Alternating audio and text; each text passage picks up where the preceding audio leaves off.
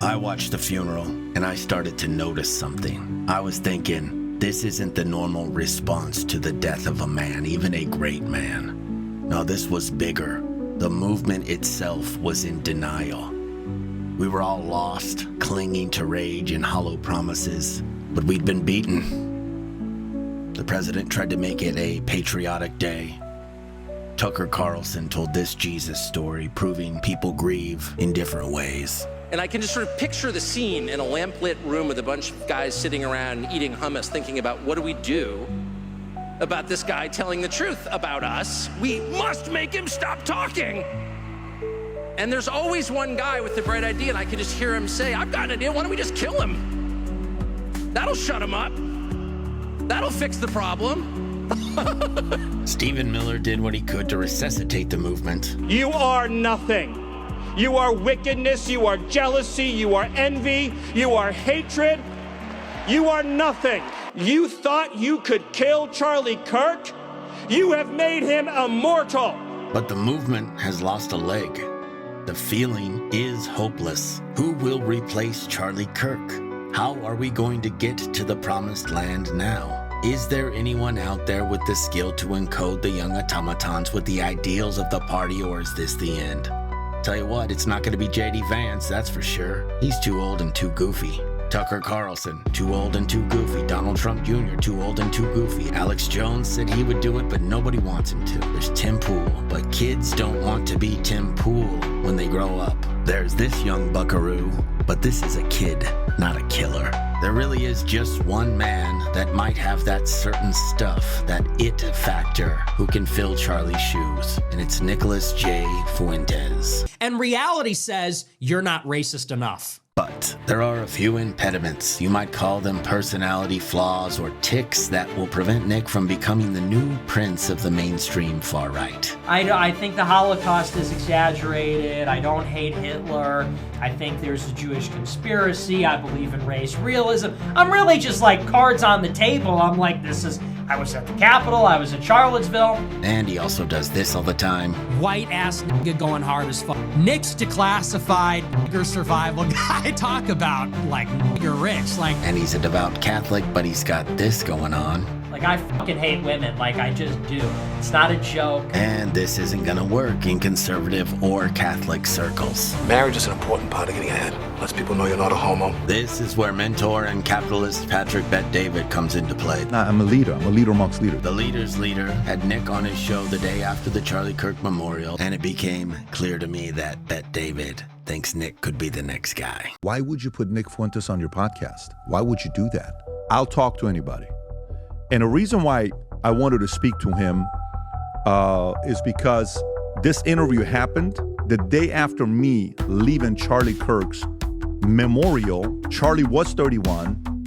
He's in his mid to late 20s. Listen to him talk up Charlie and then equate Charlie and Nick. I had, believe it or not, Charlie at #1 spot.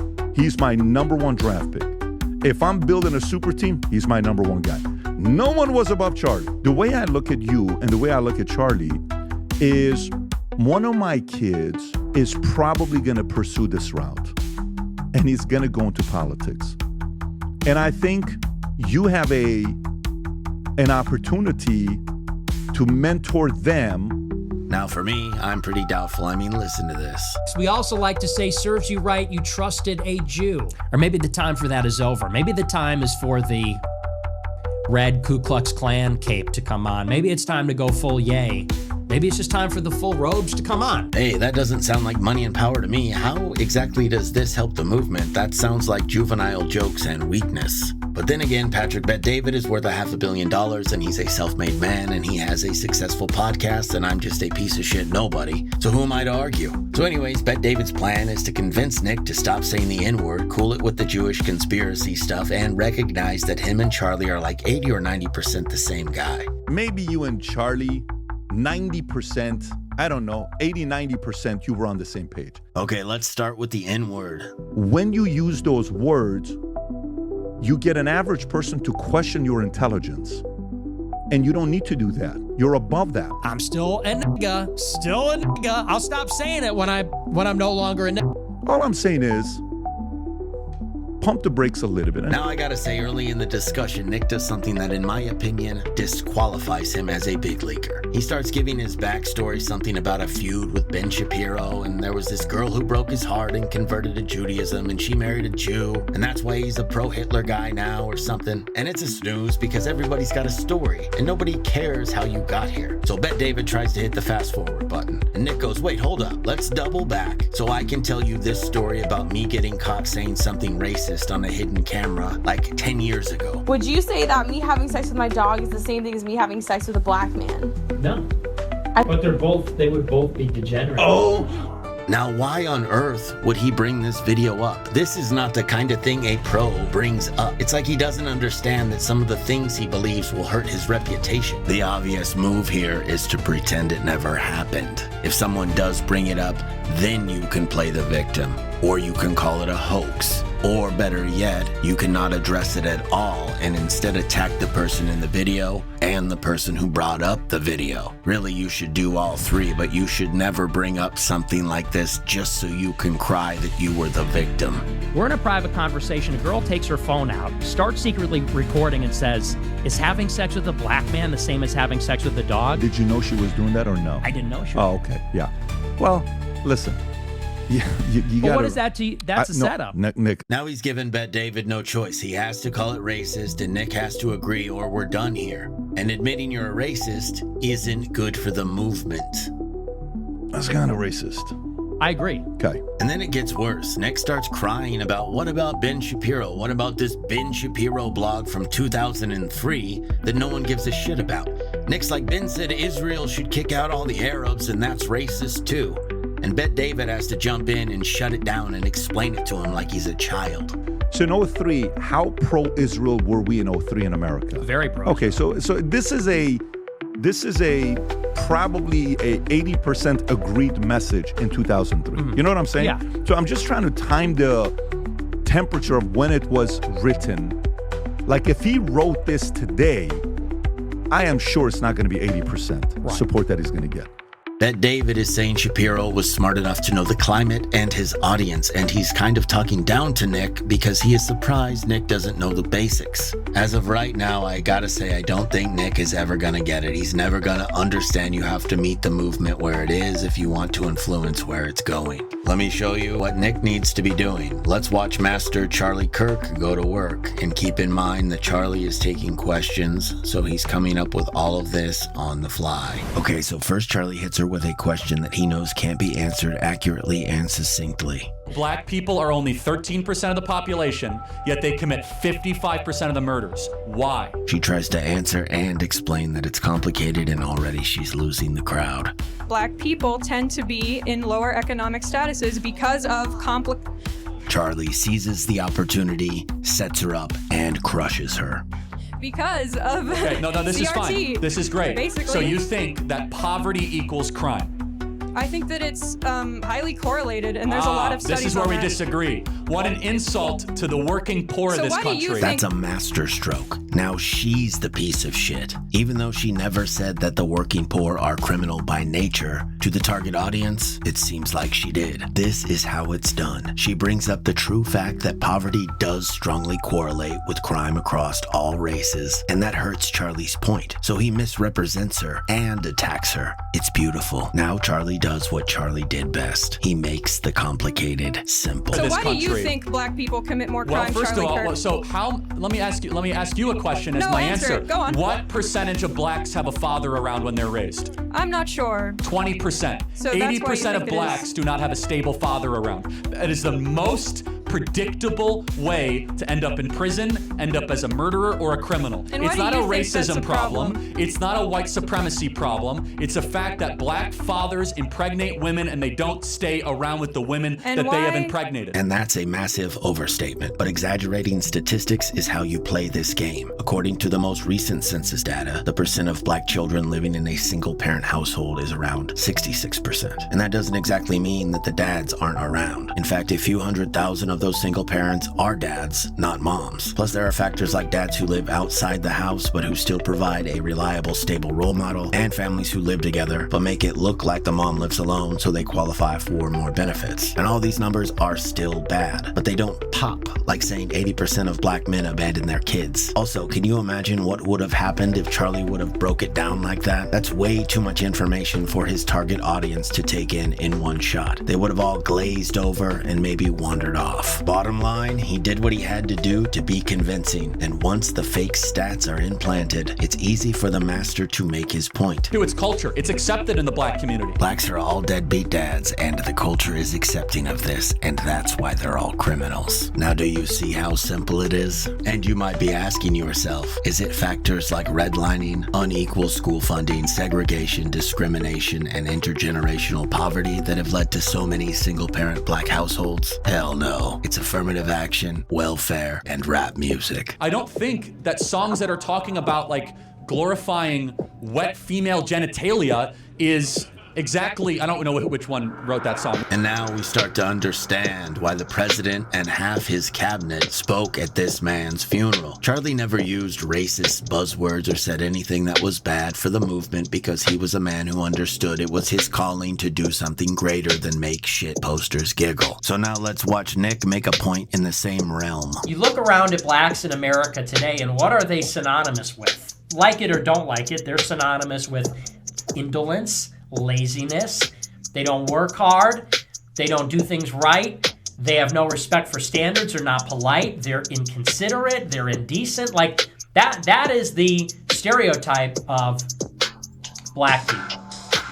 And that is true. God damn it, man, that is not how it's done. Any schmuck can do it like that. Where's the sense of tradecraft? Where's the understanding of the world outside the World Wide Web? I'm really starting to think this guy is not the one. But you know who is the one? Simon Gibson. Welcome to the fold, Simon. I bestow upon you the honorific Immitus Bestia. Thank you for your support. If you want to join Simon on the Global Register, follow the link in the description. Back to the video. Honestly, I was starting to give up on this guy. I was thinking, man, bet David is wrong about this dude. But then, finally, Nick showed me something. Because I looked at one meme in 2016, and it said, this is what the 2012 election would look like if only white men voted, if only men voted, if only... I'm sure everybody's seen it.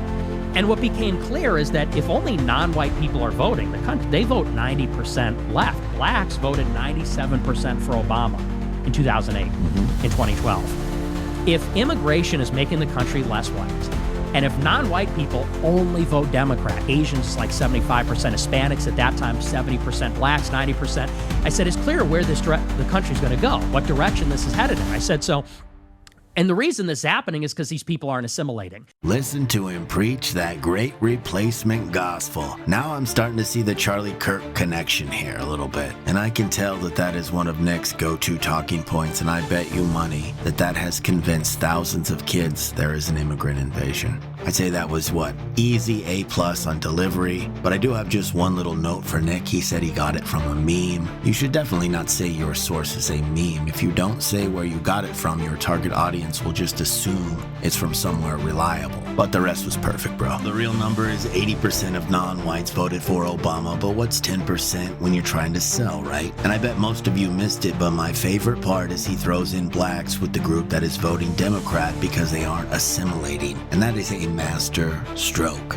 Because we all know that somewhere between 70 and 90% of black families in America date back to the slave days, so to use blacks to make a point about Democrats importing people to vote for them and have it work, man, that is high level. So now I'm really starting to change my mind about this guy after that one. And I'm getting curious about how he's going to handle the Jew thing. Is Bet David going to be able to line this guy out and keep him on the rails? Let's find out. It's going to sound weird. I think Jews and Israel's going to like it. Not so fast, PBD. First off, here's a micro summary about what Nick thinks the Jewish people are up to. Not Israel, mind you, but all Jewish people. Their Jewish identity supersedes their local identity. I double-checked, and Nick's a Zog machine Nazi who thinks most Jews, if not all Jews, including American Jews, are sneaky criminals who plot against America to benefit Israel. Say serves you right, you trusted a Jew. But you really got to admire Bet David's moxie here, that Assyrian fighting spirit, because he is still going to try to smooth this kid out. pump the brakes a little bit. And honestly, he's going to have to, because one of the biggest players in the movement is Jewish Stephen Miller. You said Israel over Muslims, right? Which of the two do you think has been a bigger net positive to America? Oh, well, it has to be Israel, absolutely. Well, that was easy. But, well, in terms of, I wouldn't say net positive. I would say in terms of raw, maybe like gross positive.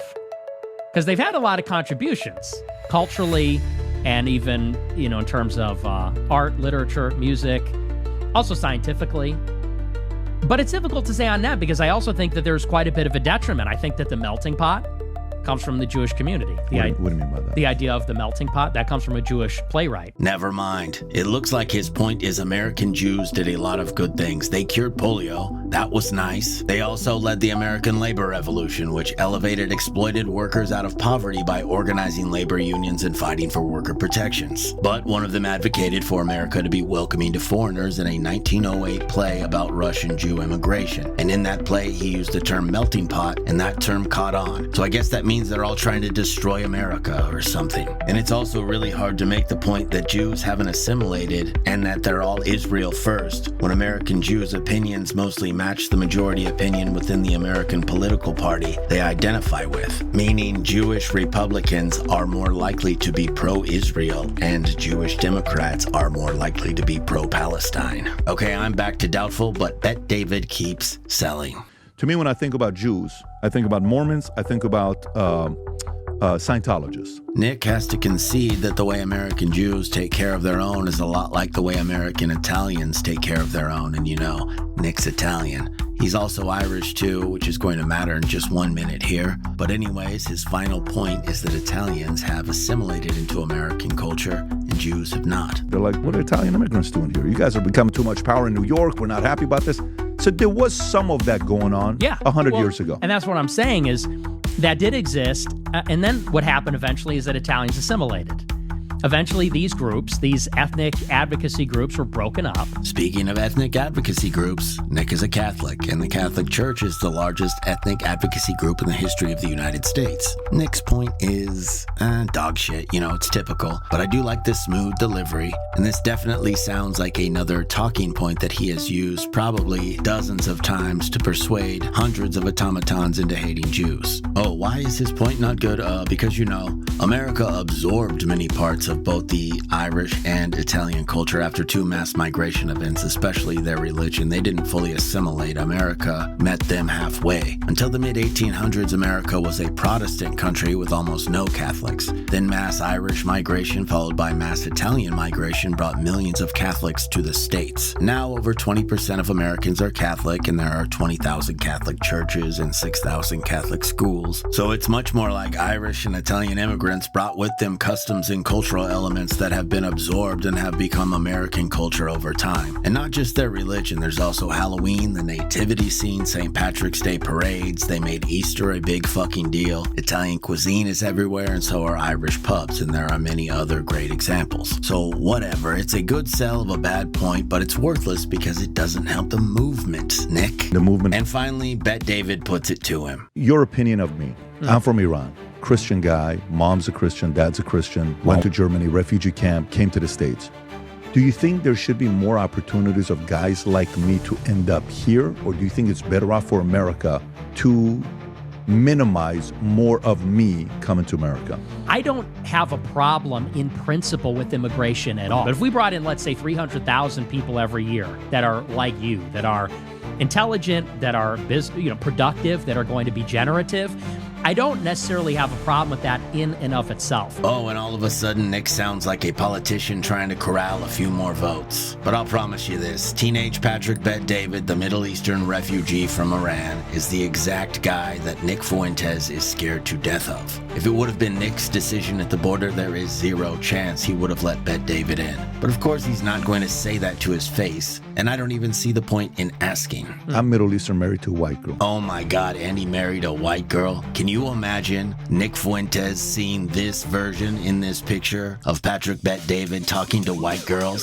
The safety would be off the pepper spray immediately. Like when I was growing up, I was hanging out with gangsters in LA. I'm just not sold on this guy. Yeah, he's got the neo-Nazis, but so do we. And the rest of his crew, these groypers, sure, they're young, but they're not future players. They're weirdo virgins who hate women and giggle at slurs. They've lost the battle with internet addiction, and now they're encoded to think dumb shit like this is funny. A lot of these dorks, they don't even vote. But Bet-David sure does seem to like Nick. He even put him on the payroll, making him an expert on Bet-David's app, Manek, which means Bet-David is now invested in the kid, and his arm is around his shoulder to guide him. I guess we'll see. In the end, honestly, these next two clips represent my two biggest takeaways from all this research. Why I need a black person to punch me for saying nigger? Okay. Having sex with a dog is the same as degenerate, the way you put it down. That's it. Thank you very much. Please like, subscribe, comment, and support the channel. My name is Greb Kored, your ally in the fight against disinformation. Oh!